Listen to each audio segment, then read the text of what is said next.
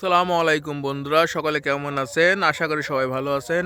আমি এখন অবস্থান করছি যশোর জেলার চৌরমনকাঠি ইউনিয়ন একটা সিম খাতের ভিতরে, কিন্তু আজকে সিম ক্ষেতের কোনো ভিডিও সেরকম হবে না। আমি আজকে আপনাদের দেখাবো চারিপাশে কতটা কুয়াশা। দেখুন, পুরোটাই কুয়াশা ঘেরা, এলে চারিপাশেই শুধু কুয়াশা আর কুয়াশা। এই কুয়াশা ঘেরার ভিতরে আসলে চাষাবাদ করা খুবই কষ্ট হয়ে যায়, কষ্টসাধ্যর ব্যাপারটা হয়ে যায়। কুয়াশা ভরা, দেখুন কত কুয়াশা, আসলে যে সূর্য উঠবে সেটা উঠতে পারছে না। দেখুন,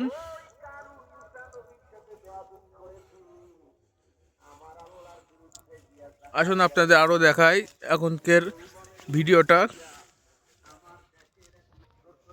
এই দেখেন বন্ধুরা, এখন আবার আছি আমি একটা সরিষা ক্ষেতের পাশে। একটা সরিষা ক্ষেত দেখুন, আসলে সরিষা ক্ষেতটা এই যে দেখুন, এখানে দড়ি দিয়ে আসলে করা হয়েছে। এখানে চারিপাশে দেওয়া হয়েছে, দড়ি দিয়ে আটকানো হয়েছে। কারণ একটাই, যে আপনার এই যে সরিষা গাছগুলো আসলে এগুলো অনেক বড়। দেখুন এক একটা গাছ কত বড় বড়, যে এই গাছগুলো এই জমির থেকে এপাশে হেলে পড়েছে। হেলে পড়ার কারণে এই যে দড়িটা দেখতেছেন, যে রশি দিয়ে আটকান হয়েছে, যাতে গাছগুলো হেলে না পড়ে এবং ফসলগুলো নষ্ট হয় মানুষের পার চাপে। তাহলে বুঝতে পারলেন বন্ধুরা, সরিষা ক্ষেত, আসলে সরিষা ধরেছে, খুব সুন্দর সরিষা হয়েছে খেতে।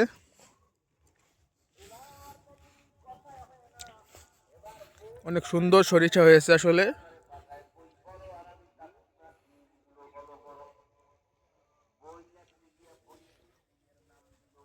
এই যে দেখুন বন্ধুরা, আর একটা ক্ষেতের ভিতরে আছে এখন, একই চাষির ক্ষেত। এই যে এখানে আপনার সিম লাগিয়েছে, এই পাশে আপনার সরিষা, আবার এই পাশে দেখুন আপনারা, এখানে এখানে সে চাষ করেছে হলো টমেটো। দেখুন কত সুন্দরভাবে ফুল এসেছে এবং ফলও এসেছে অনেক গাছে।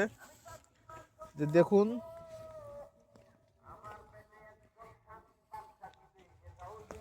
যে দেখুন বন্ধুরা, কত গাছে এখানে ফুল ও ফলও এসেছে।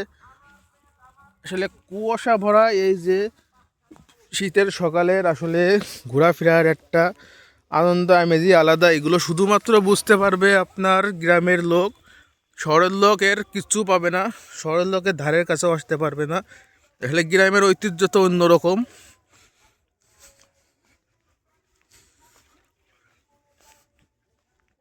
আসলে আমি ব্লগ ভিডিও বানাই না, আজকে আজকে প্রথম একটা ব্লগ ভিডিও বানাচ্ছে আপনাদের মাঝে।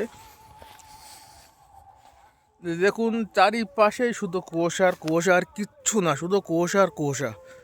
দেখুন এই একটা সরিষা ক্ষেত, এটা হলো ছিটে সরিষা বলে। চলুন আপনাদের দেখায় ছিটে সরিষা কিভাবে চাষ করতে হয়, সাথে থাকুন আমাদের।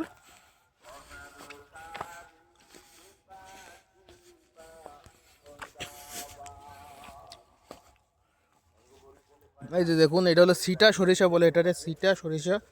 এটা যখন আপনার ধান ফলবে ফলবে অবস্থায় এবং কাটবে সেরকম একটা অবস্থার মধ্যে থাকে, সে সময় জমিতে সরিষাগুলো বুনে দিতে হয় ধানের ভিতরে। তারপর থেকে এখানে আপনার সরিষা হয়, আস্তে আস্তে এগুলো বড় হয়ে যায়।